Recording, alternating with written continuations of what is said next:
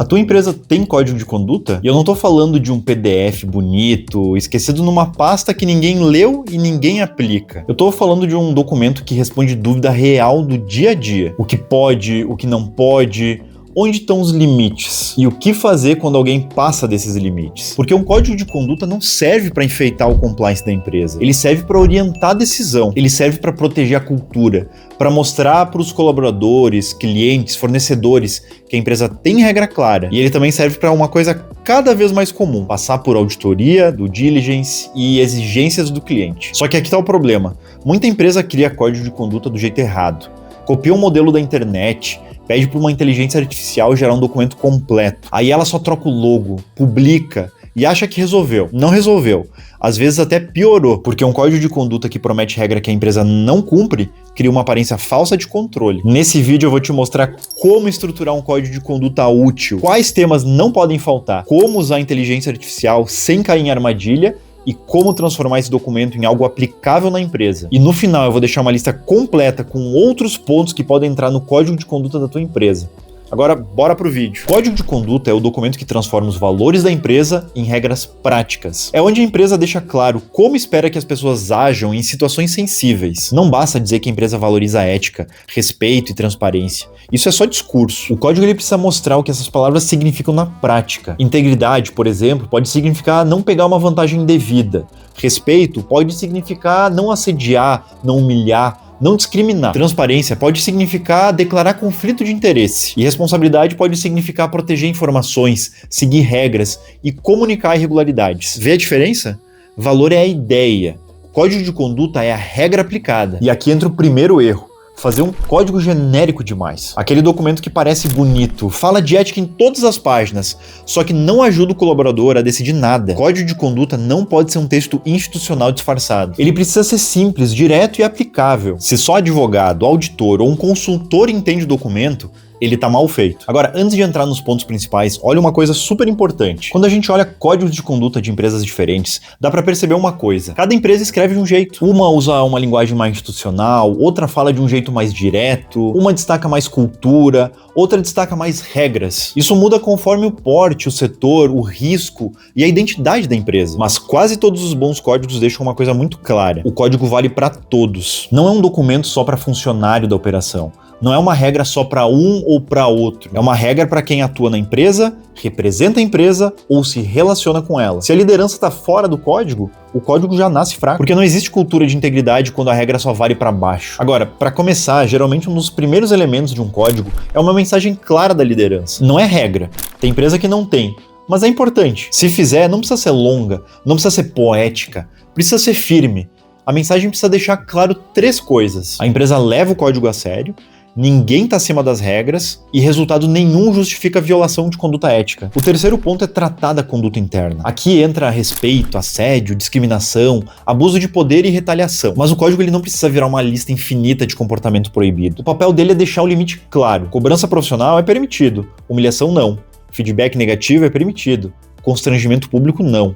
Divergência é normal, perseguição não. Esse tipo de contraste funciona melhor do que tentar listar todas as situações possíveis. Por exemplo, muito código deixa claro que o que tem ali não é tudo, que se alguma situação não estiver contemplada, a pessoa, com base nos seus conhecimentos e nos princípios éticos, deve decidir. O código precisa orientar gestores e colaboradores sobre onde termina a exigência profissional e onde começa a conduta abusiva. Isso é importante porque muitas empresas se escondem atrás de frases genéricas como todos devem tratar uns aos outros com respeito. Isso é pouco. O código ele precisa dizer com clareza que assédio, discriminação, intimidação e retaliação não são tolerados. O quarto ponto é conflito de interesse. Esse tema ele precisa estar no código porque aparece em situações comuns e muitas vezes a empresa só percebe quando já deu problema. Conflito de interesse acontece quando um interesse pessoal pode influenciar uma decisão profissional. Pode envolver parente, fornecedor, cliente, amizade, relacionamento, negócio paralelo, uma indicação, comissão. Mas o ponto principal é esse: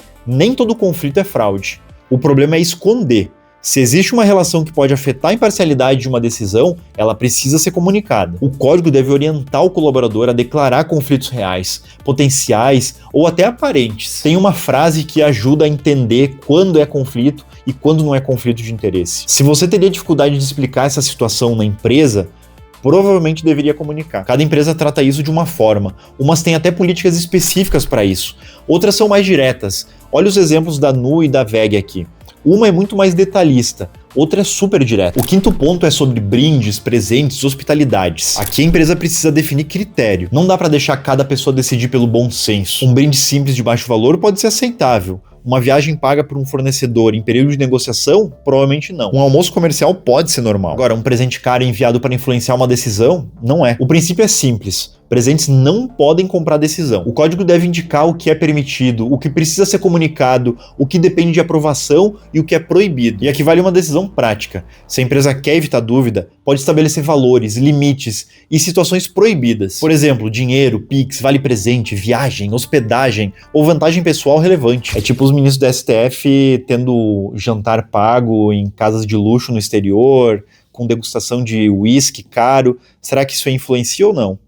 Acho que depende, né? O sexto ponto é a relação com o cliente, fornecedor e terceiro. Com o cliente, o código precisa deixar claro que a empresa não aceita promessa falsa, informação manipulada, vantagem indevida ou uma prática comercial enganosa. Com o fornecedor, precisa deixar claro que contratação deve seguir critério objetivo, preço, qualidade, capacidade técnica, integridade, transparência. A empresa não precisa transformar o código em manual de compras, só que tem que deixar claro que fornecedor não pode ser escolhido por amizade, vantagem pessoal ou interesse escondido. E também precisa prever que terceiro relevante precisa respeitar padrão mínimo de integridade, porque hoje o risco não está só dentro da empresa, está também em quem representa, vende, distribui, fornece ou presta um serviço em nome dela. Esse ponto conversa muito com o due diligence. Quando um cliente avalia a tua empresa, ele não quer saber apenas se você tem boas intenções, ele quer saber se você tem algum controle sobre quem atua com você ou em teu nome. O sétimo ponto é a relação com o poder público e anticorrupção. Mesmo empresa que não vende para o governo pode se relacionar com agentes públicos. Por exemplo, quando vocês estão em alguma fiscalização ou fazem um pedido de alvará ou uma licença. Então o código precisa ser objetivo. Não pode pagar propina.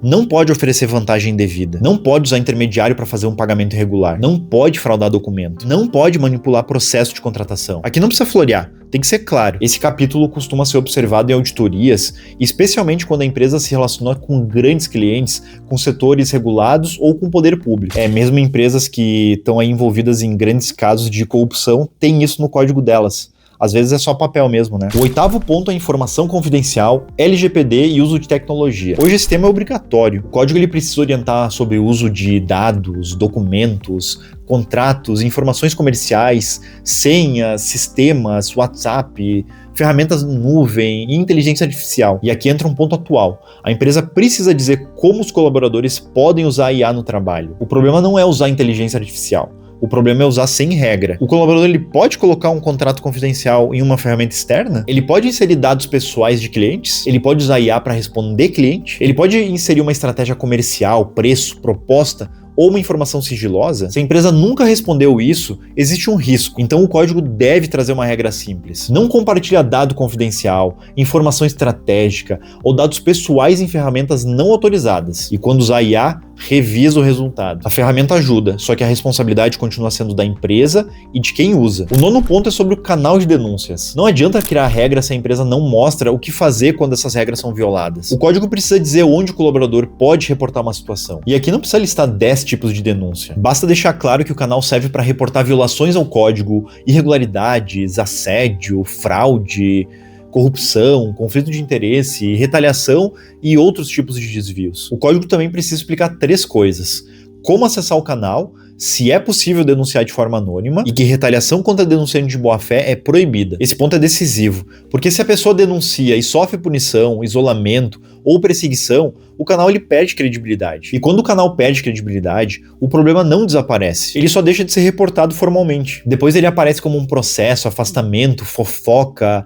pedido de demissão, até uma crise. O 10º ponto é consequência. Código de conduta sem consequência vira uma sugestão. A empresa precisa deixar claro que violações podem gerar medidas disciplinares ou contratuais, dependendo da gravidade do caso. A empresa também precisa tomar cuidado para não prometer uma punição automática. Cada caso exige análise, gravidade, prova, contexto, reincidência, proporcionalidade. O ponto é, a empresa precisa aplicar o código e aplicar para todos. Se a regra vale só para funcionário comum, só que não vale para gestor importante, a cultura real vence o documento. E quando a cultura real contradiz o código perde valor. Agora vamos falar de inteligência artificial. Dá para usar IA para criar um código de conduta? Dá, mas usa como ferramenta, não como um piloto automático. A IA pode ajudar a montar a estrutura, sugerir uma linguagem, organizar os capítulos, criar exemplos e simplificar o texto. O erro é pedir: cria um código de conduta completo para minha empresa. Aí a gente copia, troca o logo e publica. Isso é perigoso porque a IA ela pode colocar coisas que não existam na tua empresa. Ela pode dizer que existe comitê de ética, só que não existe. Ela pode dizer que denúncias são apuradas por uma área independente, só que não são. Ela pode dizer que todos os colaboradores recebem treinamento anual, só que eles nunca receberam. Ela pode dizer que fornecedores passam por uma due diligence, só que a empresa nunca fez isso. A regra é simples: não publica uma obrigação que tua empresa não cumpre. Se usar IA, faça perguntas melhores. Por exemplo, monte uma estrutura de código de conduta para uma empresa B2B de médio porte, com uma equipe comercial, fornecedores recorrentes, tratamento de dado pessoal, relacionamento com grandes clientes. Tenta dar instruções de acordo com a realidade da tua empresa. E depois revisa, adapta, corta a promessa irreal, inclua risco específico, ajusta a linguagem e valide com alguém que entende de compliance, jurídico e da operação da tua empresa. A IA acelera, só que ela não pode substituir diagnóstico, ela não substitui a decisão da liderança e nem a implementação, e principalmente ela não substitui a responsabilidade. Depois que o código ficar pronto, o trabalho não acabou. Na verdade, ele começou. A empresa precisa aprovar o documento, comunicar para todos, treinar os colaboradores, colher a ciência deles, divulgar canal de denúncia, guardar as evidências e revisar de forma periódica. Porque numa auditoria ou uma due diligence, o cliente pode perguntar: quando o código foi aprovado? Quem recebeu? Houve treinamento? Onde está publicado? Os colaboradores deram ciência? Qual canal existe para tirar dúvidas ou fazer denúncias? Quando foi a última revisão? Então, pensa desde cedo em evidências. Essas evidências mostram que o código saiu do papel. Agora, fechando, código de conduta não é burocracia. É ferramenta de gestão. Ela define limites, ela orienta decisões, protege a cultura, ajuda em auditorias e demonstra maturidade para clientes, fornecedores e para colaboradores. Só que ele precisa ser claro, realista e aplicável. Um código copiado da internet pode parecer completo. Um código gerado por IA pode parecer sofisticado. Mas se ele não conversa com a realidade da empresa, ele não foi comunicado, não foi treinado, não foi aplicado pela liderança, ele não protege. Ele só cria uma aparência. E a aparência de compliance é risco. Agora, antes de fechar, um ponto bem importante. Aqui eu passei por 10 temas que normalmente aparecem em um código de conduta. Só que isso não significa que todo código precisa ser igual. Dependendo da realidade da empresa, do setor, do tamanho, dos riscos, dos clientes, dos fornecedores, do tipo de informação que ela trata e até da forma como ela se relaciona com o poder público, outros pontos podem e muitas vezes devem aparecer. Então eu vou deixar aqui na tela alguns tópicos extras que também podem fazer sentido em um código de ética e de conduta. Dá uma pausa no vídeo, tira um print e usa isso como um checklist. E se a tua empresa precisa criar ou revisar um código de conduta, estruturar políticas internas, implementar um canal de denúncias ou treinar colaboradores, a Compliance for Business pode te ajudar. Nós estruturamos programas de compliance de forma prática, proporcional e aplicável à realidade da tua empresa. O link para conhecer está na descrição. E se você quer ver mais conteúdo sobre compliance, gestão de riscos, canal de denúncias e integridade empresarial, te inscreve no canal. Obrigado por assistir até aqui e até o próximo vídeo.